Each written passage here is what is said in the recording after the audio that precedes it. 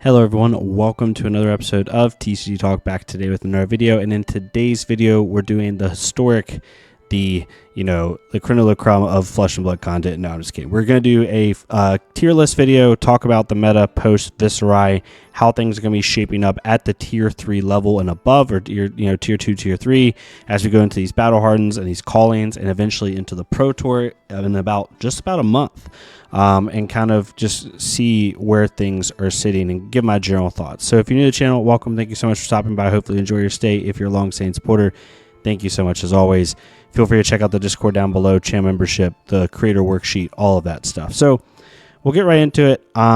This is a really cool meta to talk about because it's a very open meta. I think this is the most open the meta has been since...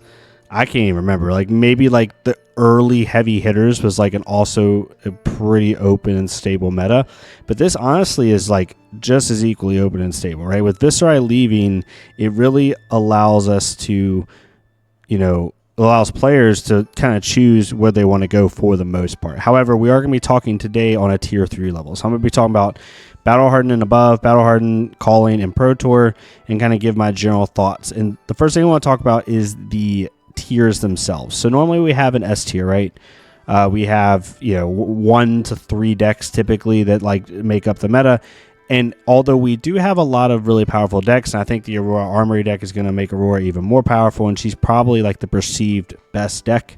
I don't think there's an S tier specifically. I think there's 5 or 6 decks that are extremely good right now, and then it falls on the perception of what decks are perceived to be not to be the best, but what decks do you plan for, right? And that's why I'm going to talk about this, because I think there's certain decks that may be 4th in power level on a vacuum scale, but in terms of the meta, they might be 2nd or 3rd because of how they're going to define deck building choices, right? And we'll kind of talk about it here in a second. So first tier we have is meta setting decks. When you take a hero to a Battle Harden or a Calling or now the Pro Tour, what decks are in the back of your head? You can't plan for everything. So what are the major decision points for your deck building process? These decks in this tier are those heroes that people think about, right? Then you have just about a rung above the top. These decks could still win events. They're just not decks that, in my opinion, whether it's due to power level or due to matchup spread or whatever the case may be, they are not decks that are going to create that deck building choice that other heroes may have to go into, right? Then you have It's Fine. These are basically can spike decks based off matchups. They're not necessarily counter decks, but if they see the right matchups, they can possibly do it. So maybe it's matchup dependent instead of It's Fine is really what I meant there. I wouldn't call them counter decks because I don't think we have a true counter deck in the meta right now. We don't have an assassin that is countering all the aggro, because some of the assassins don't do as well in a Prism. Prism can counter some of the aggro decks, but she also can struggle in others. We don't have a true counter deck right now. So we have some matchup dependent, and then we have ones that aren't necessarily bad decks. They're just not tier 3 level. So we'll get right into it. We'll talk about the assassins first. I'll put New up here, wherever the heck she is. So Arachne Slipped Through the Cracks, I do think is just a rung above the top. I think it's a very solid deck. Does pretty well into most of the aggro matchups. Has a decent matchup spread. It's a little bit better into Enigma and Prism than some of the other assassins, in my opinion. Maybe Viserai also. Poor Viserai, I forgot about her. But overall, it's just a really solid deck, and I think it does really well. If you can solve the fatigue problem, if you do get to that point, then I think you have a really solid deck, and I think it can surprise some people if people want to bring it. Its biggest issue is the assassin mirrors, right? Going into a marionette, you're giving them a buff to their own kits, and people don't realize it's not as bad as it seems. When people first saw that, they're like, oh my gosh, why would I ever want to play New, including myself? But when you match up into them, it still doesn't feel good, but it's not awful. But regardless, because of that, it's still in the rung above the top. Arachne Huntsman, as much as it pains me to say, not tier 3 viable. We're not even going to waste time on that. Marionette is very interesting. It is just about a rung above the top, and you're going to see a lot of decks in this because we have a lot of solid decks in this meta right now. Marionette's biggest issue is solving the fatigue problem. it can get fatigued, in my opinion, pretty not easily. It sounds too much, but it can get fatigued. The aggro matchups, you have to see disruption at the right time. It's not quite as crazy as new is with like life gain or like kind of that deterministic in game, so to speak. It doesn't have that. So because of that, it can be a little bit tricky. However, when it gets rolling, this deck can put out some insane damage, especially if you're on like the more redline version. I think the more redline version is less consistent, but I do think it's more powerful than like the blue dagger pitching the daggers version. And there are multiple versions right now. The red line's kind of seen the most success. And when I say red line, I mean like 6 blues. But the dagger version only has like 9 to 12. So it's not like a huge difference, but the dagger version has like 3 to 6 up sticks and runs and like 9 to 12 blues versus the red line version, which has like 6 blues, maybe up sticks, probably not, probably push the point, and kind of goes more aggressive. So that's what that is. New is our first meta setting deck. When you think of a deck choice, you have to think about new. Like, how is my deck in the new? Is it playable in the new? If you're truly trying to like plan for like the best decks, it's the first deck in this set so far in the Assassin set where you're like, okay, I have to have a plan in the new. Marionette, you don't necessarily have to have a plan into. Maybe you know how to play into it, but you're not going to do deck building choices or hero selection choices based off Marionette. You are going to do it based off new, and I think that's in this, like I said before, in this more open meta and in this more like an open field, it's really the perception, right? Like, what is the perception of players? What do they think they have to, be able to beat? Not necessarily what has the best power. For example, I'll go out of order for 2 seconds. Zen to me is on S tier in terms of power level, right? It's at the top, especially with Viserai gone. I think Zen's arguably probably the second most powerful deck in the game behind Aurora, and it's not very much difference between them. However, I don't think people are going to tech for Zen. I don't think people are going to plan for Zen, which is why I put Zen at the very top of just a rung above the top. And that or I could do that, right? Or if we had an S tier here, I'll back up a little bit. If we had an S tier, I wouldn't put Zen in S tier because I don't think people are going to plan for Zen in that way. And that's also if we have Zen even at the Pro Tour. There's a good chance we won't. But regardless, that's, Zen is in the meta setting decks potentially at the very top, but you also could argue that Zen's down here just above a rung above the top. I'm actually going to leave Zen in here just to prove my point. I don't think Zen is a meta defining deck right now. I think it's just a very powerful deck in a vacuum that people just aren't going to really, even if it is around the Pro Tour, I don't think people are going to be like, can I beat Zen? That's just my opinion. Some people may disagree. That's fine. Uziri, it's really hard. Uziri is just not the best assassin right now. You could tech. The good thing about Uziri, the nice thing about Uziri, similar to what Shoma showed at one of the previous Pro Tours when he won on Uziri, is you can build Uziri to really just destroy a certain part of the meta. But in a meta like this that we're in right now, you can't really do that. It's too wide, right? You can't plan for everything. And Uziri does really well when there's a very heightened top of the meta that she can tech into. And then the problem with the top of the meta is you have, kind of slower or like more, disruptive style decks like new, but then you have these fast decks like Aurora and Syndra that, you have to play completely different into, and as Uziri, and then you have decks like Prism, right? So it's like as a Uziri, how do you plan for all of these? And it's really difficult to do that in my opinion, but that's just how I look at it. So Uziri is there because of that. If we go into the ninjas here, as we go through here, ninja's in a very good spot. Next to Runeblade, ninja's like the next best class in my opinion. A lot of options to choose from in terms of this. Syndra's such a weird one. I'm going to put Syndra in meta defining deck because you have to have a game plan into her right now going into a battle hardener calling. I keep hearing people say, like, once people learn how to block into her, she's not as good. And, like, sure, I can agree with that to a certain extent, but until someone shows me that she stops being good, we have to assume she's a meta-defining deck. I don't care if you think her power level is actually a high B or a low A or whatever the heck you want to say, arbitrary letter. She's still winning events. Even through RTN season, even post-Viserai, she was the third most winning deck the last week of RTNs.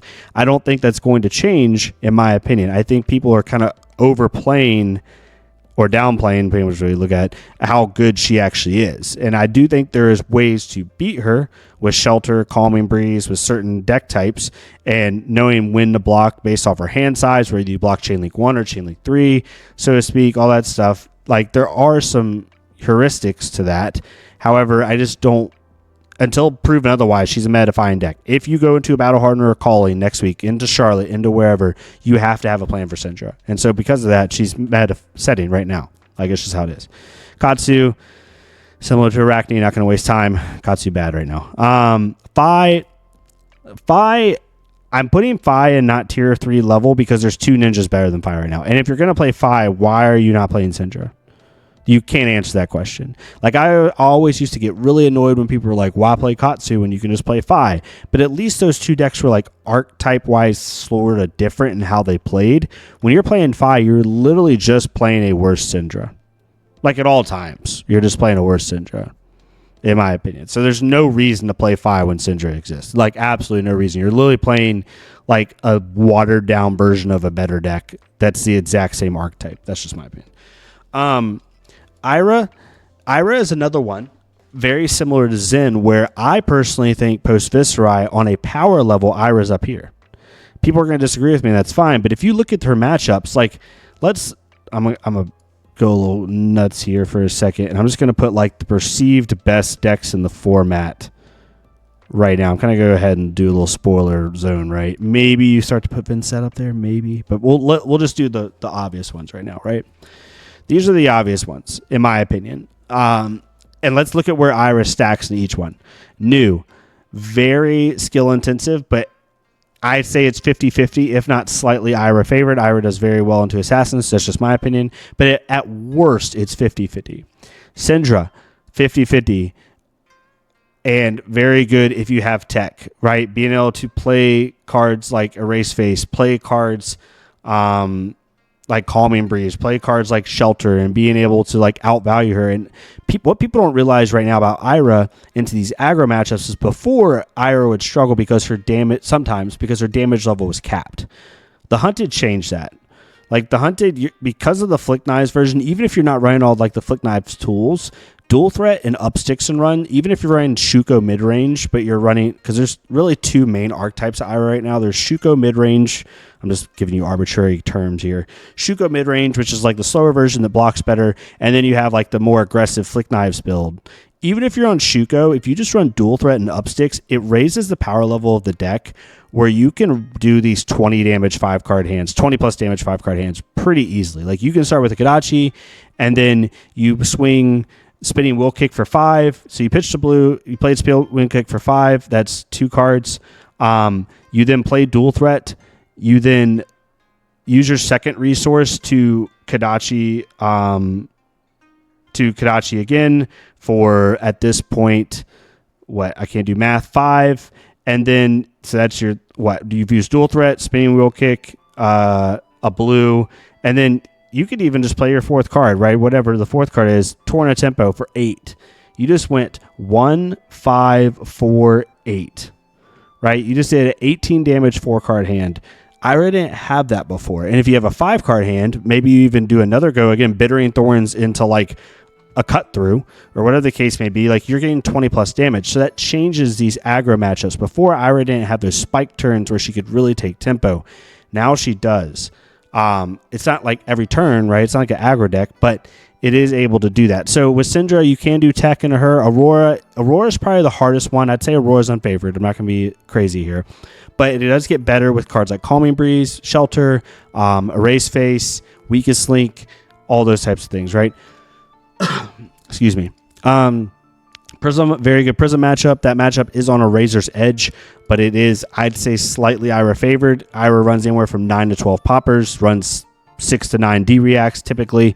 If you're on the more aggressive Flick Knives version, then maybe it's a little bit more hard, but still, Enigma, it all depends on the Enigma build, but I'd say it's 50-50 or better, and then Zen is 50-50. Like, if you look at the top 6 decks, she is 50-50 or better into 5 out of 6 of them. I'm not going to get on too much of an Ira soapbox, but I do think that she's a lot better than people are giving her credit for. And because of that, I'm still going to put her in a rung above the top because I don't think anybody's going to be teching for her or prepping for her. At least not nobody is. People aren't going to tech or prep for her as much as they will like a Syndra or a New, right? But I do think power level wise, matchup level wise, she's up here. It's just how it is, in my opinion. I think she's the biggest sleeper, though, post Viserai. Aurora is the next one.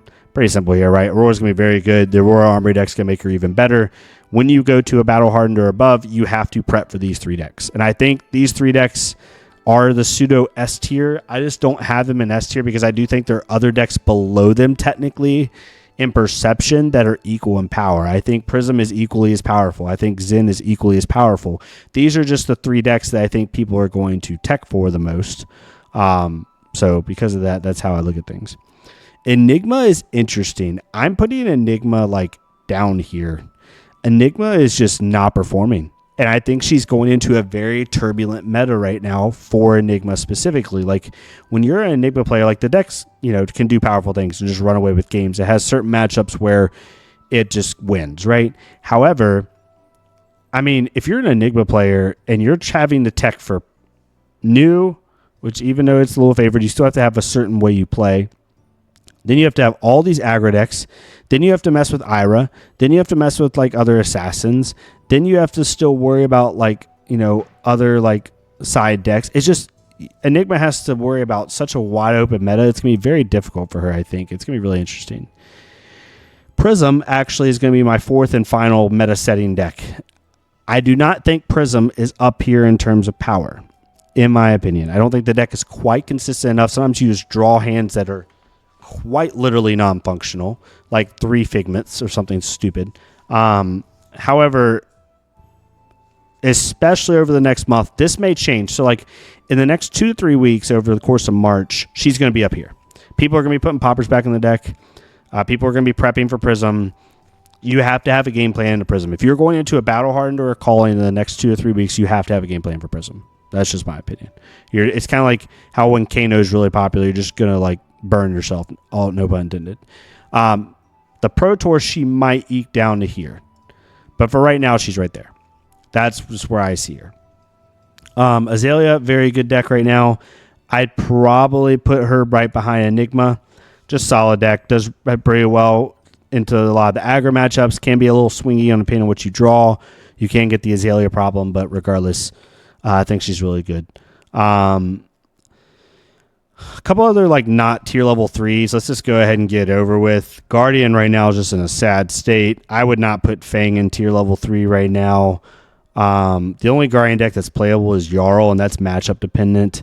What other is not tier level 3? Max is not tier level 3. Olympia is not tier level 3. We're just going to get these out of the way, y'all. Bolton, sorry. Teklavasa, nope. Viserai is LL'd, obviously. Dash.io, nope. Kasai, even though she is doing better. Actually, I'm going to put Kasai in matchup. Nope. No, we're not going to do it. I'm not going to be crazy. She's at the very top. If someone could argue with me that she's matchup dependent, I can see it, but she won more than I thought she was going to win. Kano, matchup dependent and respect dependent, so to speak. Acilio I would not bring. Are there any other heroes I would straight up not bring? No. Okay, so we're good. We're not even going to talk about all those I just put in there. If there's one in here that you disagree with, let me know. I'm more than happy to talk about it. Dash.io I think is pretty good. Rung above the top, not quite up here, but I think she's slept on a little bit. Definitely a solid hero. They can just do some stupid things. Dorinthia is really interesting. I'd probably put her in not tier level 3. I want to put her up here because she can, if she matches up into like Syndra, Aurora, like a bunch of Syndras and Auroras, she could just run over the game because they don't block as well. And she could do really well, but that's like asking a lot right now on this wide open of a meta. And I don't know. I don't have faith in Warrior right now. Warrior's got to prove it to me, so to speak, right? Florian is matchup dependent. Florian's also very interesting in the fact of there's 2 different Florian builds that are better into different things. You have like the aggressive Bramble Spark build, and you have like the slower, more methodical, not Felling, they both run Felling, but more methodical like mid-range build. And it's like, which one do you run? Because they're both better into different things. So it's really interesting. I put Florian in matchup dependent because of that. KO is a solid deck. It's kind of at the bottom of this. I'd probably put KO above Dio like this. I don't think Mario is as good as people think. Oh, Levi is in the not tier level 3. Sorry, y'all. That's kind of where I have that. Riptide is matchup dependent. If you run into Syndras and Zens all day, Zen's a little bit trickier with Cosmic. But if you run to Zen and Ira, if your matchups like during Swiss are not counting draft are like Syndra, Ira, Syndra, and then your last one's maybe a Zen that you get lucky on, and then your next 3 rounds are like Prism, which is winnable. Like you avoid, and you do like a new, which is a favored, and basically if you avoid Enigma, Aurora, and Earth, then you're in a pretty good spot, right? But that's asking for a lot right now. And these matchups aren't even like hyper favored; they're just slightly favored. Verdance is a very good deck. I think the deck is very solid. I'd probably put it above KO. I'd probably put it above Mario. I'd probably put it above Azalea. I'd probably put it like right there. The deck is really good, really solid. But it's so funny because when you watch the deck play, you're like, this deck sucks. And then it just keeps winning. It's really funny. It's kind of how Majin Bay, go to his channel. It's down in the description below in the creator worksheet. He describes it where he's playing the deck when he won his tournament. He's like, I'm playing the deck and this deck just feels like it sucks. And then my opponent dies and he starts laughing, which is truly how the deck feels. It's really funny. Vincett's also very good. I'd actually put Vincett probably right here. I think Vincett's very slept on. I think the 2 most slept on decks going into these next big events and the Pro Tour are Ira and Vincett. Vincett's a little bit less slept on than Ira. But I think those 2 decks are the most underutilized in the meta right now. And then Victor is very matchup dependent. If you run into some of these aggro decks and you can really like clash and do like a heavy clash build and really like make their life miserable, you can do really good. But if you run into Enigma and you run into New and you run into any of the other assassins or you run into Verdance or Kano, you're going to have a bad day. Ira doesn't feel great either. So it's very matchup dependent, but that's kind of where I have things. But yeah. Pretty simple here. Nothing crazy. If you disagree with anything, let me know. You could call this S tier if you felt like it. I just don't think from a power and vacuum perspective, there's like a true S tier right now. I think we're in a very open meta.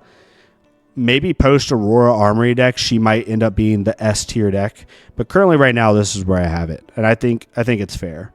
But yeah, let me know what your thoughts are. I'd love to hear it. Love to get your insight. It's always fun doing these. These are just for fun more than anything, right? It's nothing crazy. But if you like this type of content, please leave a like, comment, or subscribe. If not, it's completely fine. Go to the creator worksheet down below. Find a creator that you like. Watch their stuff. Let's get more people seeing this game. And yeah, I'll see y'all next time on TCG Talk. Thank y'all so much.